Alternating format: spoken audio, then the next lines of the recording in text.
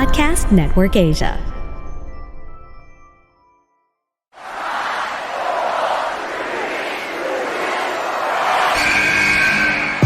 What's going on? This is Xavier Woods, a.k.a. Austin Creed. Welcome to the big time! Hello, WWE Universe in the Philippines. This is Charlotte. You know your damn role and shut your damn mouth. Hey everyone, this is Jeff Cobb. I have to finish the story.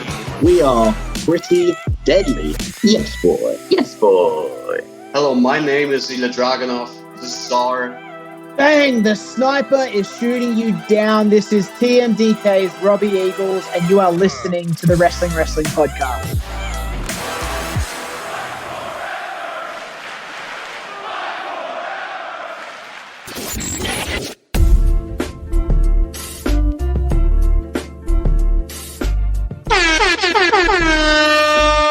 You're watching and listening to the longest-running weekly episodic Filipino wrestling podcast. This is the Wrestling Podcast. Stan C, Romaran, and Emil ASH checking in on a Monday night. Very uncharacteristic of the podcast because normally this is when we do our picks of the week episode, but we're trying something new. As always, we're innovating here on the Wrestling Podcast. So if you're watching us on TikTok right now, thank you very much for joining us. We'd really like to engage more with our TikTok followers. So thank you for spending your Monday night with us. We're here to talk about our favorite matches or anything wrestling related that we really like. That's why we call this episode the weekly picks of the week special. So normally, again, audio only siya. We don't normally do video, but we're here. We're trying stuff out. Let's also thank babyface producer Jasper, who's at the controls. He's backstage. He is one of us. He's our people. And he's the one making sure that all systems are firing in the right direction here on the internet. Thank you very much sa mga nanonood sa Facebook, sa TikTok, yung ibang mga usuals natin. They're actually watching and listening right now. So thank you for joining us right here, wherever you're catching us. Anton saying in the comments sa Facebook, picks of the week on a Monday. I'm in heaven. Wow, thank you. It's nice to know that you guys actually look forward to the stuff we do on a Monday. Yes, sir. Emil, let's start with you here. I'm going to ask you about your SummerSlam viewing experience because you were there and you were telling us before we went on na namaos kayo ni Rowan ASH from all the marking out. Oh, no. Hindi ako namaos. It was only Rowan. And I was actually surprised when he said na nawalan siya ng bosses because as far as I can remember, I didn't really scream and mark out like I did nung WrestleMania. And that was 2 days. I thought this was only 1 day. And I was surprised when he said that. But it's Rowan. That's how he enjoys his wrestling, I guess. But I've learned my lesson nung WrestleMania to hindi naman sa not go overboard, but, since ginagamit natin yung bosses natin for the podcast and also for my work. So I smartened up. And I just marked out the right amount, I guess. But it was so much fun being there at Skinny Mike's with all of our podcasts, with all our the wrestling fans around the Metro, and that was a hell of a PLE. Yeah. Just saying hey to everyone because this is new. Some people are saying this is new and they like this. What's up, JK and TikTok? This is only a test, like our deceased friend Andrew Martin. But if you want to do this like every Monday, if you guys got the time, if you guys are free on 8 o'clock or so on a Monday night, then why the fuck not, diba? I don't know if we can commit like every week, but if there is demand, we will build it and you will come watch the show. And syempre, the more time we get to spend with each other, the better, which is why we had so much fun spending time with you yesterday at our SummerSlam viewing party over at Skinny Mike's. So yeah, maraming salamat to everyone who came by. It was really, really different from SummerSlams of old. Like Emil, you had to be there to see it. We were running old SummerSlam viewing parties and nilalangaw yung bar. And it was kind of embarrassing for our friends at Skinny Mike's. But this year, I believe the first full year after the emergency of the pandemic, it was really successful. It was our first ever successful SummerSlam because the only successes we've always really had were WrestleMania and Royal Rumble, diba? So maraming salamat to our big man in the sky, Triple H, for uplifting the local economy, not just of Detroit, but also in BGC in Metro Manila. Kasi we made money, Skinny Mike's made money, Geek Talk PH made money, and it's all because of the goodwill and the nice times that Triple H and his regime have brought to us. So let's not go back to the old ways before. Yeah, maraming salamat. May pang bagong sneakers na ako this month dahil sa viewing party funds na. True yan. The combined profits that you got from online selling and the door, legit yan. That's good for one new pair from the discount aisle. Yeah, I just cashed in last night, so I know damn well. Thank you as well to our friends from Everybody Toys and Collectibles for providing the Roman Reigns Tribal Chief package that we were so happy to give away to, very coincidentally, a friend of the podcast, Nico Parungo, who took that home after the viewing party. No nepotism allegations here. Sobrang random ng raffle. I wasn't even there. I wouldn't know that Nico actually took it home. So si Dennis yun na ganun ng raffle. So it wasn't me. When he told me who the winner was, I was just laughing. Yeah, so really good stuff from everybody there. Thank you, by the way, to those who hit me up on Twitter saying that you caught your first match with the Tagalog commentary. Those who were able to experience it at Skinny Mike's, thank you so much for the love. I do appreciate it, especially after how tough we had it. Just to tell everybody on the podcast, si Carlo Pamintuan, who is my broadcast partner, is in China right now covering the Gilas Pilipinas training camp. So he was actually dropping out mid-match through several matches of the show. And then by tribal combat, he just dropped out altogether. So I Joey Styles that main event, dude. That 35-minute emotional roller coaster, Joey Styles ko yun. And I was basically dead at the end of it. So any appreciation from all of you guys, sobrang, it really means a lot to me. And that's why I posted what I posted at the end of the show, where I put on my headset and I was like, I really left it all out there because there was really nothing left to give after that main event. So if ever you have a way to catch SummerSlam with Tagalog commentary, please do, because kami ni Carlo, we look at it as a labor of love, especially after everything that we went through during that morning, trying to bring SummerSlam in Tagalog to everybody.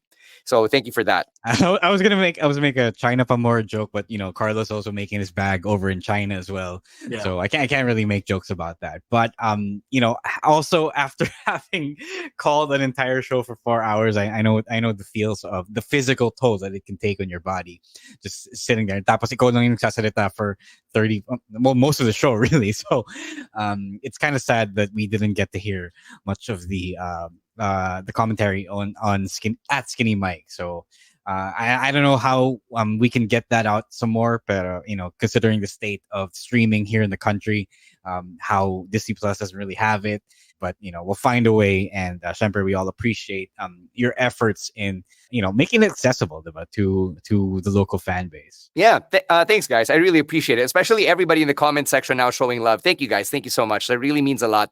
I'm working on something para lang you get a taste of what we were able to bring to the table for SummerSlam. Kasi I did so much more than that Maroon 5 reference that people seem to love during the Logan Paul Ricochet match. Anyway, we got a lot to talk about for picks of the week. Mamaya na yung patron plugs. Let's get right into it. Let's start with Chino's pick, which is basically Maven Huffman's YouTube channel, which we already showed love to last week because Rowan picked yung first video niya na nag-viral where he was able to rate the WWE superstars he worked with during the Ruthless Aggression era. So Maven has been working on weekly content, and his latest video, which he dropped this past weekend, was actually about how much money he made during his run in the WWE. So ako, napanood ko yun even before Chino recommended it, and I actually appreciated the way he explained things. So in-explain niya yung difference nung downside guarantee, which we read about a lot, lalo na tayo mga marites sa internet. Ano ba yung ibig sabihin ng downside guarantee kapag wrestler ka? And then anong difference nun dun sa parang if you're relying on yung mga bonuses. So in-explaining pay structure ng WWE contracts, and then kinuwento rin niya, itong year na to, this is how much I made. Itong year na to, medyo tiba-tiba ako kasi involved ako sa mga storylines. Itong year na to, medyo injured ako, so ito lang yung kinita ko that year. So, napaka-relatable, napaka-approachable nung pagkaka-explain niya. And then, wala, ano din siya, entertaining din siya kasi 11-12 minutes na, it's just Maven in front of the camera, pero he was able to edit and structure it in such a way na hindi mo mararamdaman na siya lang yung nagsasalita for 11-12 minutes. Yeah, Maven was kind of like the butt of many jokes after his run in the 2000s, and because he's largely kept out of the spotlight and in wrestling, so people don't really remember him too fondly unless you were like a fan in 2002 and 2000 up to 2004, I guess. But I didn't see his other work, but going by his work on the Ruthless Aggression era stars that he wrestled, he's good. He's a pretty good talking head. He is actually decent as a talker. They didn't really get to show much of that because nag-focus sila dun sa physical athleticism niya, which is actually pretty good. If you guys haven't seen Maven in his peak, please go catch that because you're missing out. At one point, before Okada was even a thing, and before Randy Orton became super popular, he was like the best dropkick in the game on TV, on mainstream TV. So you guys should go catch that. And with his current work, I wouldn't be surprised kung magkakaroon siya ng trabaho with a wrestling company sometime soon. Like if they need an analyst for their show, for their TV show, if they need a commentator or something, I think he could make a lot of money doing that because he knows what he's talking about. Hindi siya awkward magsalita. I don't know how much of that is due to editing, but everything seems to flow smoothly. And if you haven't seen it yet, please go catch it because especially for those who want to learn more about the wrestling business. Like I know I used to do a lot of these similar videos on TikTok, which we're on streaming right now live. Hello, TikTok. But I largely stepped away from that because I didn't want to show my face anymore on TikTok videos. But Maven is really, really good at it. So if you want to learn more all about that, because I learned this stuff, the stuff that he was reading, the stuff that he's saying on dirt sheets and yung snippets of interviews of that. Diba? And sometimes nung sumikat yung podcast, I learned that stuff from podcasts. But going by the topic, the contents of his videos, he's doing a lot better job explaining all that stuff to wrestling fans who might not know all about that. Yeah, generally bobo-proof siya. So good job din si Maven kasi napaka-approachable nung content niya. Ikaw, Emil, may bago ka bang napulot from the videos? I just learned more information about the business, the wrestling business, and how wrestlers are getting paid. And then I just want to say that it's very refreshing. There's a former wrestler who went to the YouTuber route kasi the common trend is podcast. You got these old wrestlers, these retired wrestlers who would always venture into podcasting. So napaka-refreshing na there's someone who took this another avenue, and na-enjoy ko naman siya, na-enjoy din naman siya ng mga wrestling fans who are very interested in that side, that side of the business. And for also those wrestling fans, yung mga dating wrestling fans, who lapsed wrestling fans who may have seen Maven before, and now he's on the spotlight again with his YouTube channel. Dahil dyan, might as well throw this out for a, quote-unquote pick of the week. Go watch Team Orton versus Team Evolution from Survivor Series 2004. If you don't have the network, you don't have a way. But if you do, please go catch it. Ayan. Are we done with this? Yeah. You guys got any more? Yeah. Before we move on to our next pick, I just wanted to shout out our friend Troy Gonzalez of the Turning Heel with Troy Gonzalez podcast. Please go listen to his latest episode because he interviews Camille Brickhouse of the NWA, former NWA Women's Champion. Current pa rin. Current pa rin? I know. Yes. I thought they had a different women's champion. Okay, so I'm not surprised because she's that good. And I've been a fan of Camille since her silent rage days. I remember the pandemic. Yeah. Siya yung bodyguard ni Nick Aldis. Yeah, exactly. And now I'm super jealous of Troy. So please go listen to his podcast, guys. Yeah, let's put that over. Let's also say hi to babyface producer Nikai, if you remember her, if you were a listener of the podcast through the height of the lockdown. Thank you so much for joining us, Nikai. We love you and miss you here on the pod, but we know you're on to better things in the world of podcasting and content in the Philippines. So, umaasenso naman tayo dito sa Wrestling Podcast. You got the rub from us, brother. Rocket strap. Yeah. Okay. Dami sa inyo let- nagugulat na may Monday Yeah. live stream. Yeah, we're trying something new here. I'll let Ro explain it for those who just joined us. No, we're not trying something new here on the day, but we're trying.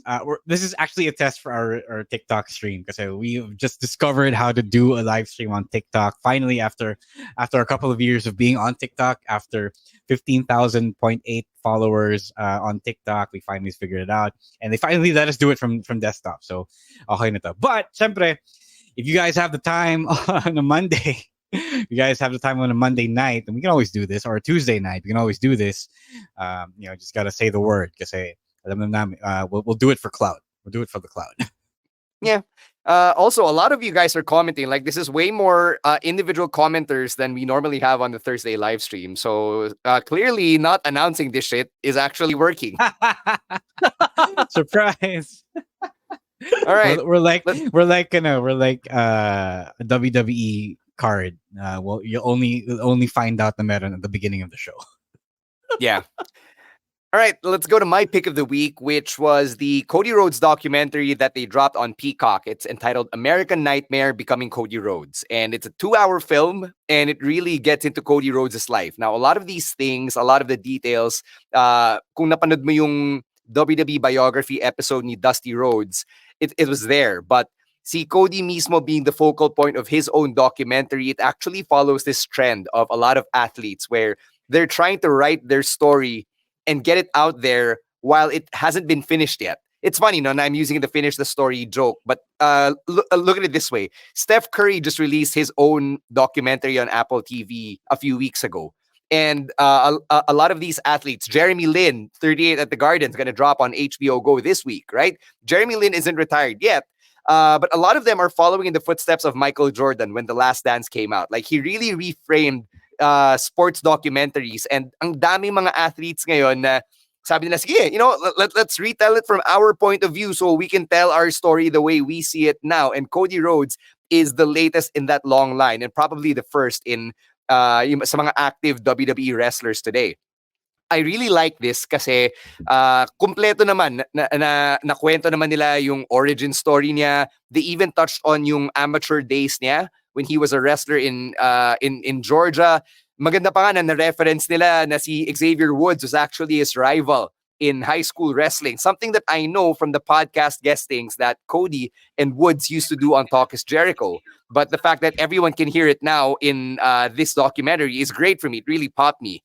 Kinover din nila yung failures ni Cody, whether it was him not being ready for the big stage, or yung character, or the creative not really working in Cody's favor. They explored his relationship with his father, obviously. And then they got into AEW, like the Young Bucks and Kenny Omega were shown. There was footage from BTE. And then Cody Rhodes, without getting too specific, basically admits in the documentary why he left AEW. And he says it was a personal issue. So it's about as complete of a documentary from Cody Rhodes as you can ask for. And it was a very fun 2-hour watch. So if you can find it, and the Wrestling Podcast patrons know where to find it because we've pointed them in that direction, I suggest you check it out. Again, it's called American Nightmare Becoming Cody Rhodes. All right, sorry, Emil. I'm going to jump in because if people have mentioned the AEW as a secondary promotion comment, that's pretty funny. I first saw the headline or the tweet rather of Tony Khan that said, na-trigger siya, and he acted up like a little bro, right? Because he got wound up like Scrappy Doo, diba? Just because he got called a secondary promotion. Pero remember what Triple H said. If you saw the thing, there's actually like pretty full context of what Triple H said. Because what Triple H said was that Cody's dream was always to win the championship ng WWE, the WWE champion, not even just the NWA World Heavyweight Championship, the big gold belt, diba? So that was what Triple H said, and in the process, he called AEW, which is the second home of Cody, a secondary promotion. But the context is always that, the childhood dream was to be at the very top of the wrestling industry. And the very top of the wrestling industry will, up to this point, WWE. Like, yes, AEW All In can be like the biggest event in wrestling history. Pero, syempre, no matter how much you want it, no matter how much the underdogs fight for it, syempre, the perception will always be right now. Maybe one day it's going to change because Roman Empire didn't live forever, right? So right now WWE is still the top place in the game, diba? So yun yung sinabi niya, yun yung dahilan kung bakit niya sinabing Cody wanted to win the championship of WWE and not a secondary promotion. Yes, it's insulting. Yes, but nobody grew up in the 80s and 90s thinking that, oh, I want to be the world champion of a company I'm gonna build myself. Like it's like what I said before. I mentioned this before once on an episode. Like nobody grows up to be, or well, very few people grow up wanting to become a wrestler and then wanting to be a champion of TNA or Ring of Honor. Maybe New Japan if you live in Japan, diba? But for the most part, if you're in the West, then your target will always be WWE. Maybe even when WCW was around, your target will always be WWE, diba? So, kaya even though, yeah, syempre, Tony Khan, I get it. You don't want to take that comment lying down, but when you really grasp the full context ng sinabi niya, parang okay, you're overreacting kasi you did not build Rome in a day either, diba? You weren't here for like 40 years, diba? More, almost 50 years, right? So that's hilarious to me, and kind of goes to show you what kind of person and businessman Tony Khan is. But I don't even care if he was doing it for the clout or for the engagement. It's just a bad look. But yeah, so going back to the docu, it's pretty funny. It's great for all the reasons Stan mentioned. Great documentary is always a great documentary. It leans a little toward lionizing WWE as a company, but also my favorite thing about these WWE documentaries is that it's funny that a lot of WWE documentaries are like a cottage industry of complaining about Vince's creative directions. It's not Cody is not the first nor the last person to be complaining about how Vince treated them, whether as an employee or as a wrestler, as a creative person. Like I think Daniel Bryan complained about it in his own documentary about his WWE 24.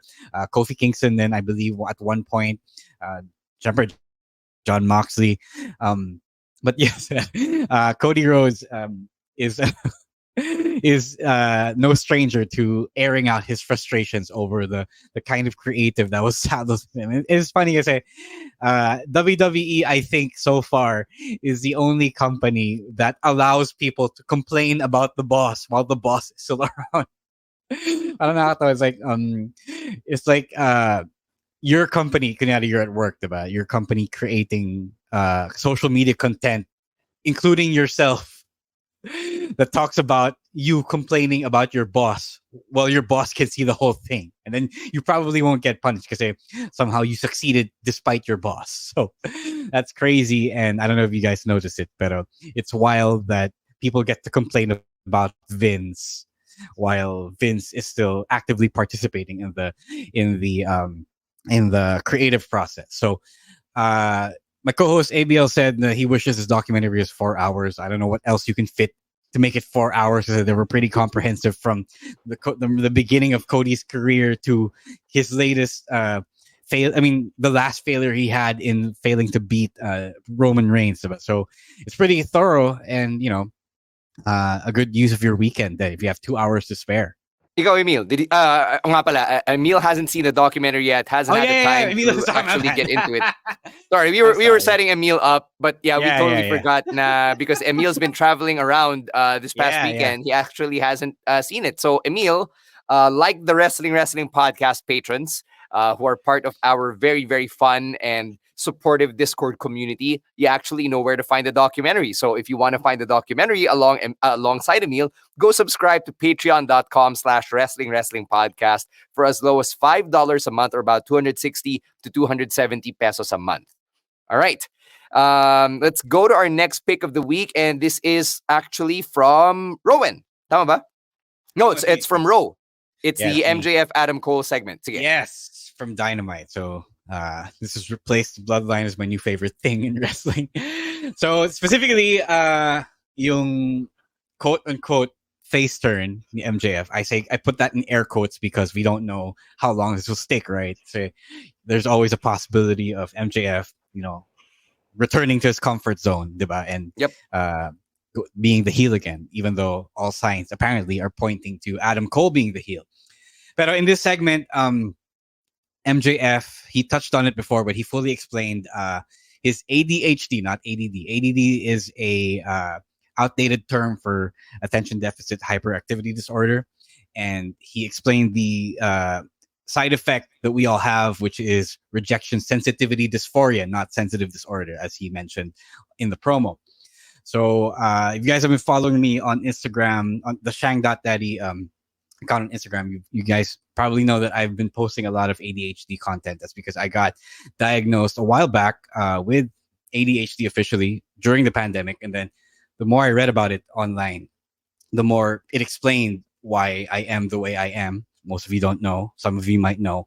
But it I fully leaned into it being the ADHD advocate because if it helped me, figure out what was wrong with me and how I operated, and I just wanted it to help other people as well. So Max just shot up the very top of my favorite wrestlers list because he became the ADHD advocate wrestler that I always wanted to be. But it's great that he is doing it because he's like the number one guy in the secondary promotion. So it's great. He fully leaned into it. He got the crowd to chant ADD, which is amazing. And other than that as well, he and Adam Cole solidified their friendship for now. Diba? So that's pretty cool. Let me ask you this, Ro. Ano mas progressive? The crowd chanting he's gay, or the crowd chanting ADD? The gay thing for sure. Kasi gays, the LGBTs have long been more persecuted than people with hyperactivity and attention deficit. So Anthony Bowens is a bigger winner than MJF, but that's pretty good. But I'm glad that you brought that up because it pretty much should tell MJF that people are really just looking for a reason to cheer him, diba? Talagang naghahanap sila ng something to sink their teeth into. They really want MJF to be a cheerable guy, and I feel like when people are disappointed whenever MJF goes back into his heelish ways, it's really because they are disappointed that MJF has once again denied them a reason to cheer him. Diba? Yes, I get that that's a heel, but there's a difference between doing heel stuff to get the crowd to boo you and then doing heel stuff because you don't want to do things as a babyface. You say that's not your wheelhouse. But I think, and I could be really worked here eventually. I think the MJF finally understands that this is how to be the guy that people like, this, and not having to change into something that's completely defanged. Diba? That's why he said that he's still a scumbag, but he's our scumbag, diba? And I think that's him finally getting it, and I really hope that hindi na tayo mga heartbroken sometime soon. Eventually, by the time All In comes around, or after All In, diba? So all that is just really good, and you just really love to see something actually developing for once, which is a lot more than you can say, I guess, for the Bloodline story. But we'll talk about that on Thursday. Again, I'm just happy with the way.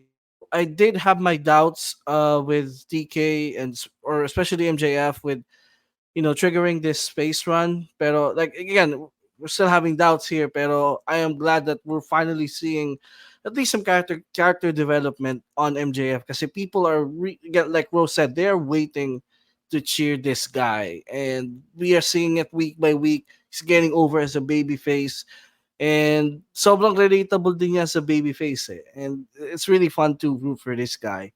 Again, I still have my doubts, but there's a quote, no, like it doesn't matter if what happens is a destination, as long as we're enjoying this journey so far of this really great story, and that's all I can say.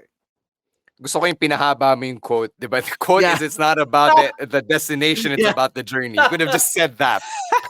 Yeah, and nalimutan ko yung first part of that ko. That's why I said, This is why you haven't been promoted, young buck.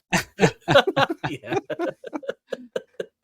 Yeah, MJF and Adam Cole, we've talked about it actually last week pa lang nung live stream. So this is us just really dissecting it. Hindi natin nabanggit nung live stream that meron mga nag-point out on Twitter na yung pag-hug ni Adam Cole kay MJF, there was that motion, yung parang yung fist nakaganon sa likod ni MJF, which people were drawing back to, I think, Kyle O'Reilly or Roderick Strong, the way he hugged him as well. Yeah. Sa NXT, diba? Yeah, sa NXT, which signaled yung turn ni Adam Cole. So, dahil doon, kinumpare nila, hala, baka si Adam Cole nga talaga yung mag-turn against MJF. He should. He should. Something to watch out for.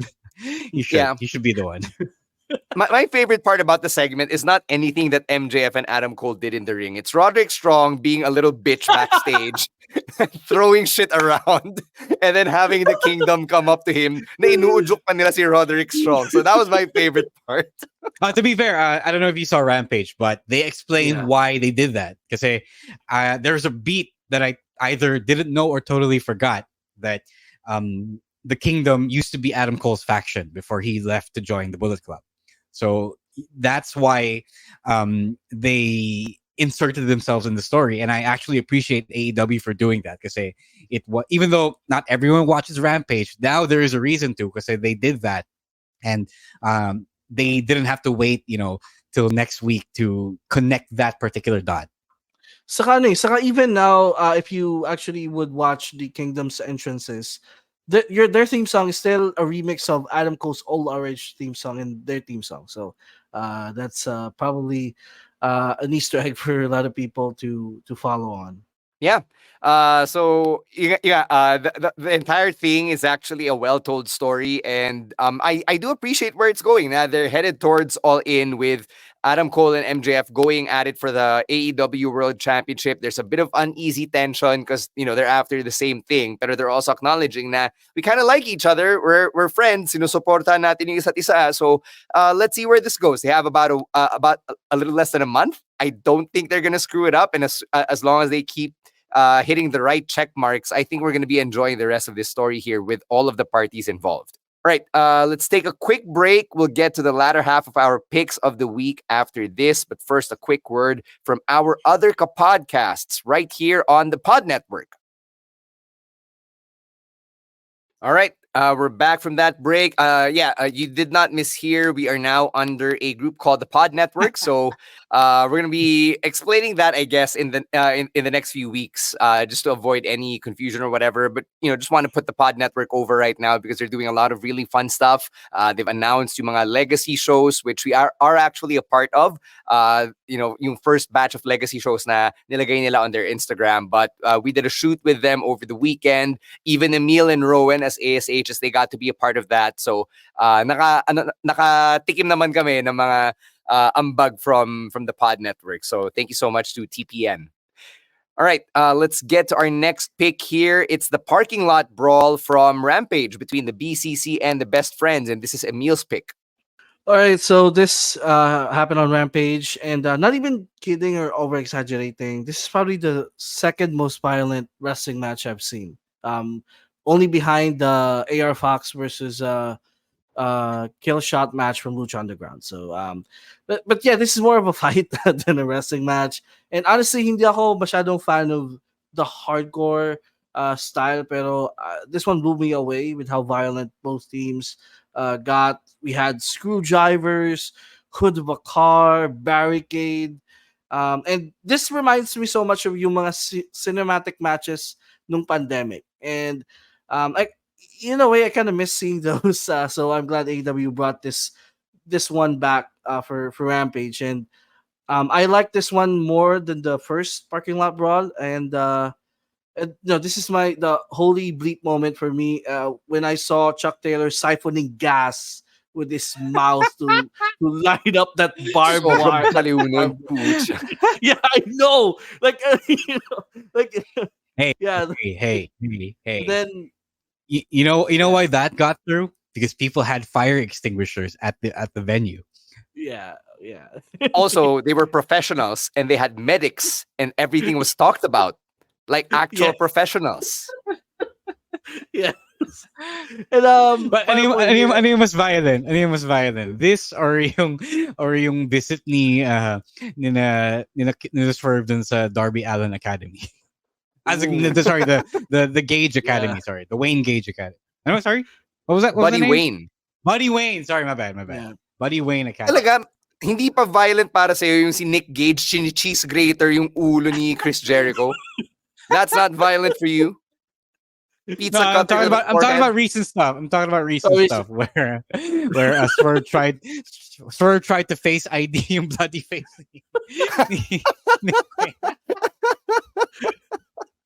Tapos yung tuliro na si Nick Wayne pero nilalagay pa niya yung passcode niya.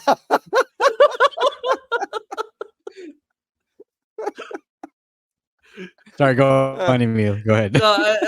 Just some final points here, and I like how Blackpool Combat Club, when they were first introduced, it's like this group of classical professional wrestlers, and now turning heel, they have now turned into this group that you'd see in Fight Club. Yung talagang violent, brutal, just wreaking havoc to everyone they faced. And even with the loss, I love that Best Friends got some TV time. I mean, they're one of the OG tag teams in AEW, and they are a team who I think deserve some push down the line. So maybe they can kickstart that push. I don't know, for a tag team title run. So, but yeah, this is I recommend this to, if you haven't seen Rampage, please do see this one because they really brought their A game. Natin to makita. Yeah, all things considered, our Rampage was pretty good this week. They brought in the Hardys, they brought in the Young Bucks, then they brought in the BCC. So it really wasn't. It was must watch because you don't get that kind of star power on Rampage every week anymore. So that's pretty cool. This is also a fun match. Parking lot brawls are always fun, and I always love it when Stu comes in to help the Best Friends. They didn't win this time, but the help was greatly appreciated, and I just hope Tony Khan got to replace Sue's minivan because I was totally totaled by the end of the match. But yeah, hardcore matches like this are always fun to watch because you get to see the creativity ng mga wrestlers when it comes to spots, and I appreciate it even more because compared to all the hardcore stuff that we've seen over the weekend, a theme of cars and shit was a lot more enjoyable than random generic hardcore matches. So I enjoy this, and it has a couple of my favorite wrestlers right now. So please go catch that Rampage. They're slowly building it back up then, so that's pretty cool. Yeah, last couple of points about this parking lot brawl. I appreciated them waiting to bring Wheeler Yuta in at the last minute para matempt si Chuck. Kasi diba, Chuck Taylor had that barbed wire bat, sabi ni Wheeler Yuta, sige, hit me, tamaan mo ako, diba? And Chuck Taylor just refused, which allowed Claudio to have the opening to hit Chuck Taylor and just drive him through yung, I believe it was like the hood of a car or whatever it was. So that was pretty cool. Na they were able to incorporate that, and then yung entrance ni Sue and ni Orange Cassidy to save the day kasi na-outnumber bigla yung Best Friends. That was also masterfully done. So I really appreciated how all of the players, including Sue, were worked into this parking lot brawl, and I think it clearly stands out from the one they did 3 years ago with the Proud and the Powerful. Like, these are two very different matches, and I really like that. Na ni-reference nila yun, but it was still a very different match. Yeah. So, good job. Good choice. You guys got anything else to add to this, Emil? There was a moment na sobrang natakot ako for Sue when Claudio pinalibutan siya. That was so scary. White mom in a dangerous neighborhood. Yes. Yeah, that was the point. Nakalimutan ko sabihin, but yeah, that was so terrifying. Mm-hmm. Yeah. All right. So before we move on to the next pick, I just wanted to say hey to Jed Divina, one of our regular commenters over on the Wrestling Podcast TikTok. I've also seen a few regular commenters tuning in. I don't know if you guys are tuning into the stream for the first time, but welcome. Thank you for catching it live. We'll be doing it live on Thursday, moving forward on TikTok as well. Mondays up in the air, just ask for it and it will come. I want to answer Julian's question before we move on to the next pick. He asked an unrelated question. Do you all think that wrestling is experiencing a new resurgence this year? I actually have a lot of thoughts about that over the weekend, from the past week, and I will get to it more in depth on the Thursday stream. So not here because it's a bigger picture thing, and marami akong sasabihin about that. So tune in for the Thursday stream, and we're doing it AEW style now, promoting ahead. So please, we'll see you there. Yeah. All right, last couple of picks here because we do have a consensus pick that we'd like to show some love to. But first, let's get to Rowan's pick, which was Seth Rollins versus Finn Balor from SummerSlam, which was a really fun match. I had a lot of fun calling it. If you were catching yung Tagalog broadcast, which some of you have been doing on the WWE Network dito sa Pinas. Sabi ni Rowan, nung simula, it didn't feel as exciting unlike the middle part. And siya, nagustuhan niya na yung emotions niya pinaglalaroan ng match. They teased the Balor victory, and then there was the exchange of moves and the finisher spamming towards the end. Like a lot of you, he also wanted Finn to win, only for Damian Priest to cash in. Neither thing happened. Instead, we got a miscommunication between Damian Priest and Finn Balor, and a Damian Priest really bro meme to go with it, which I think is not a bad consolation prize. So, the internet wins pa rin kasi we get that beautiful Damian Priest meme that everyone has been using since SummerSlam. Sabi rin ni Rowan na gusto niya na may drama within the Judgment Day, which has been telegraphed na rin naman over the past month or two. And the finish, sobrang nagustuhan niya yung finish, and he can't wait to see what happens next on Raw, which is always a great thing to say out of the biggest match from your brand in an inter-brand premium live event. Yeah, it was pretty fun. I gotta say, I put it on the highlights because it woke me up. I was running on a few hours of sleep, and we had to go in, set up at 6 a.m. And then, even though I had 2 iced coffees, I was feeling it. And then this match happened. It was really good. I gotta agree with Rowan's assessment here. They really did play with your emotions, and I thought it was going to happen. But, syempre, by the time the match ended, I knew naman that this is where it had to go because the story was going to be about Finn and Damian, imploding their little corner ng Judgment Day. Syempre, there are things that I could have done differently. They could have done this after Finn won. Finn could have won, and then Damian could have cashed in, diba?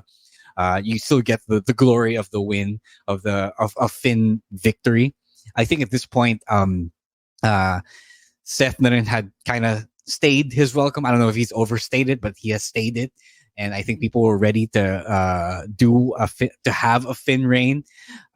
It's also because of the excellent storytelling that WWE has shown, which I will talk about then on Thursday because that's part of my big thoughts. But really good stuff.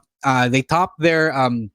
I think they topped their Money in the Bank match, mostly because they wanted to have a better one, and I think it's the first time in a long time that another World Championship match eclipsed whatever Roman Reigns was doing.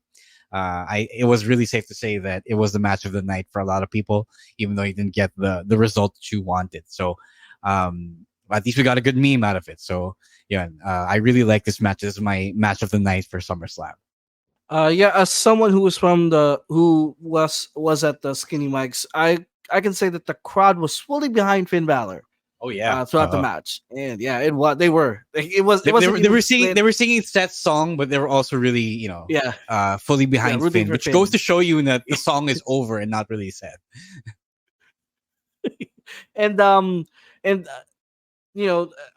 like the finish. Some people were really disappointed with the finish. Now, there wasn't even boos from the people there. Like, it was just silence. Like,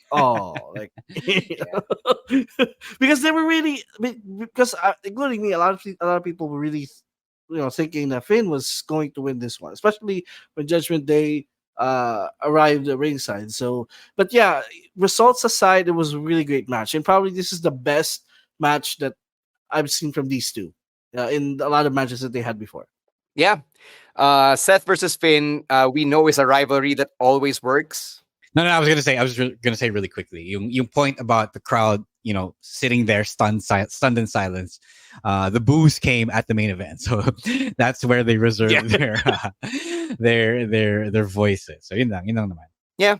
Yun lang, just to add to that, the rivalry is tried and tested at this point. So alam naman natin what we're gonna get from Seth and Finn. And like all of you, even ako, while calling the match, ina-expect ko na pag na-hit ni Finn yung coup de grace, he'll go for the cover, tapos na, and then maybe Damian cashes in. But this was also after Io had cashed in on Bianca, who had just won her title. So I was like, wrestling brain, diba? Like, the same cash-in can't happen twice in a row. Nauna yung money, yung World Heavyweight Championship match. Oh, nga pala. Right. Second to the last pala sina Io. Yeah. But yeah, that being said, yung inisip kong mangyayari kina Finn and Damian dapat nangyari nga with Bianca and Io. So there was no way that was gonna happen 2 segments in a row, diba?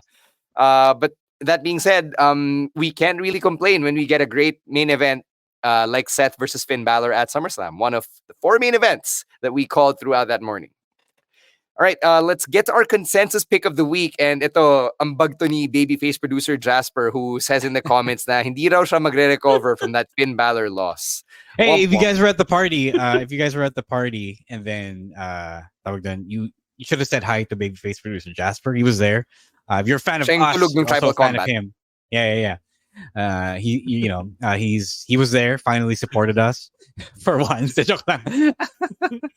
you, babyface producer Jasper, for coming. Also, thank you to everyone who came. I've heard a couple of people who said they didn't say hi to us, to me, or the ASHs at the show, at the party. So next time, please say hi.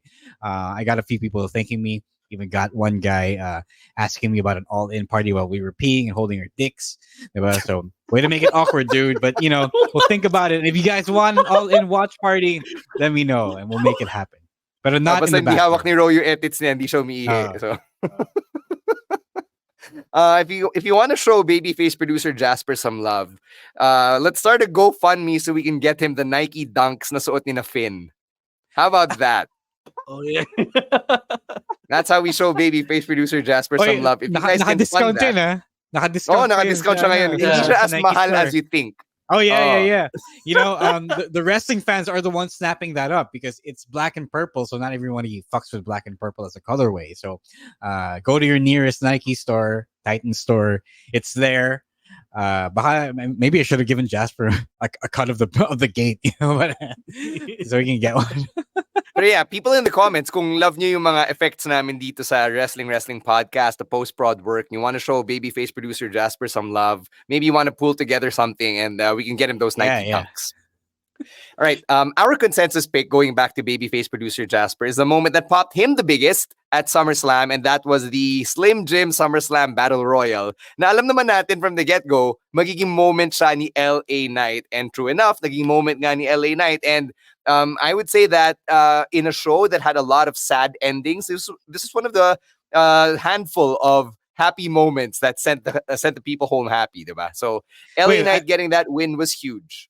Sorry. I got a question. Did they show the Slim Jim commercial before that match anytime? Yeah, meron. Did they? Meron. Meron. I saw after, but before the match. Yeah. Meron. Okay. So yes, I didn't see that, so it wasn't. It was only until after I saw the commercial that it became clear to me. Yeah, si LA Knight mananalo dito kasi he's legit the endorser now. But syempre, to anyone who saw the commercial before that, I think it would have been played. Why would WWE have their Slim Jim endorser lose the Slim Jim match? Diba? I just think that LA Knight is such a winner kasi diba nung start of the year, yes, medyo nalampun yung lights out match, but that was Mountain Dew sponsored and LA Knight was part of that. And then half a year later, he's part of another sponsored match on a premium live event, which he's the face of. So, whatever happened at the start of the year, it doesn't really matter because LA Knight still wins because his bank account just got several digits richer. The thing about this, I think, I'm gonna get a little big picture here, even though we say that on Thursdays. But because LA Knight became a legit, not just yung branded segments on the show that they put in on the broadcast, but he became the legit face of the commercial. So at this point, it shouldn't be something for the WWE to deny. Kasi this guy was already chosen, handpicked by the client, diba, to be a face of their campaign. And if you're not going to push that guy, you're going to piss off the people who are paying you and paying him to promote their product. Diba? So that's the way the industry works. So I think, and I should hope that we're in line for a big, or a big-ish push for the man moving forward. Yeah. It was just a great moment to just get people all riled up in a positive way. I think kasi, Triple H must have known na, this is going to be a very bad ending. People are going to get really, really upset. So let's give them LA Knight in this spot, diba? So now looking back, okay, gets na natin bakit wala yung Becky Trish. Gets na natin bakit sa LA Knight and yung Battle Royal part siya ng SummerSlam. It all makes sense, right? It's just funny na LA Knight, as you mentioned kanina, LA Knight got screwed over by one client and then got redeemed by another client. So I think may blueprint na rin si WWE on how to approach their brand partnerships when actual in-ring action is involved. Yeah. Sad lang na nauna tayo with the Potato Corner match and we never really got to follow up on that since. Emil, you missed out on that stuff. Like, we actually had the Potato Corner mascot, his Spudster, in a match. Yeah, I heard about this was that. the theme. Any thoughts on LA Knight and this huge moment at the show? This is probably, again, LA Knight is so over now. I noticed the Skinny Mike's crowd, they said yeah from the beginning of the show, even until the main event. There were some people who were still screaming yeah randomly. So yeah, I'm not even kidding.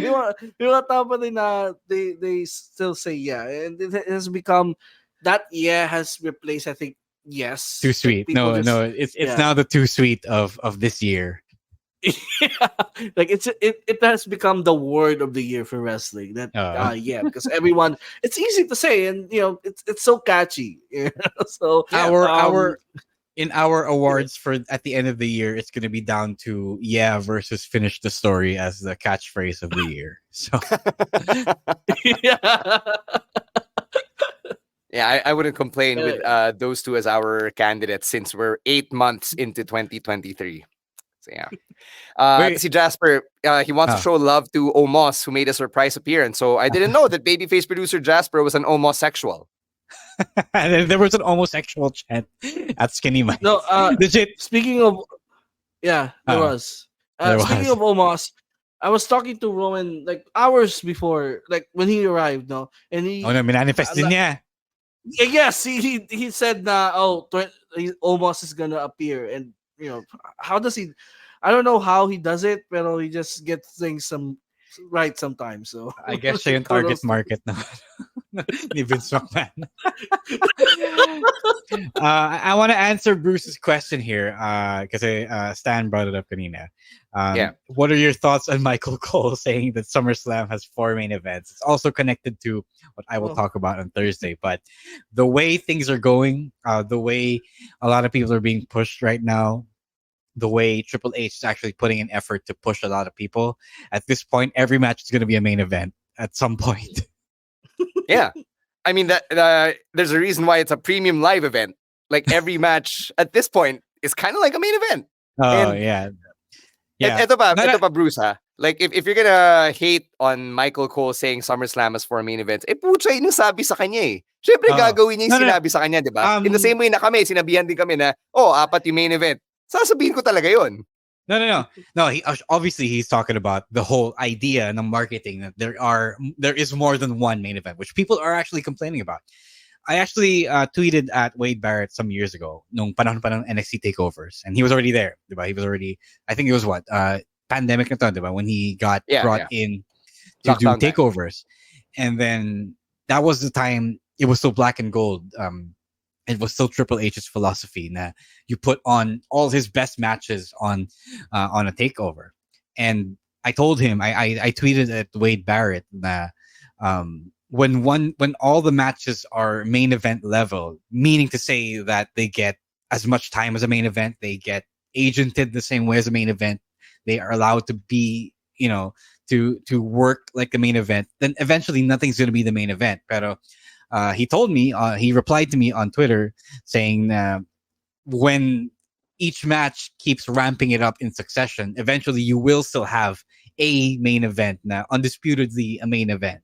So that's the philosophy they're going for. Pero from a marketing standpoint, I get it then, because you you are, or Triple H is curating his premium live events to feature his very top stars, diba? And that's the reason why they say there is more than one main event. Because CM Punk got disrespected when he wasn't the official main event of a WrestleMania, diba? So that's Nung WWE Championship. We have to add that kasi yun yung diba?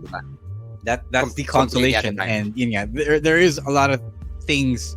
There are a lot of factors swirling around this current boom. Again, we don't have time anymore, but I'll talk about that on Thursday. Yeah, I'd love for us to get into that, but we're about an hour into this surprise Monday night live stream, so it's time for us to wrap it up and go home.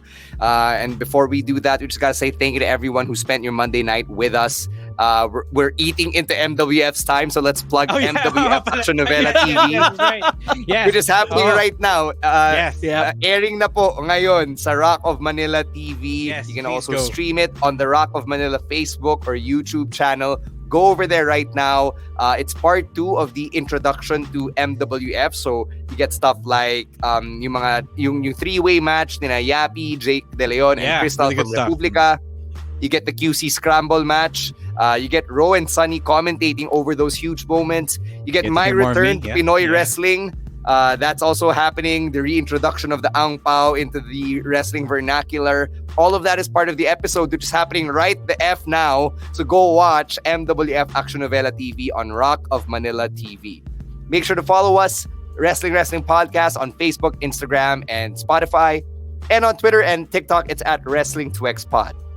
Individually, you know where to find us at EML_Meister, at Roiswar, at Chino Supersized, at Monday Night Rowan, and at _Stan C. Thank you very much to babyface producer Jasper and everyone at the Pod Network for all of the work that they do for our show. And thank you to everyone who caught the show and this podcast. We'll catch you on Thursday at 7 p.m. for the live stream for our big thoughts from another week of wrestling. On behalf of Ro Moran and Emil ASH, my name is Stan C, saying stay safe, stay healthy, and don't be a dick. Wrestling Podcast out. Bye-bye. Peace.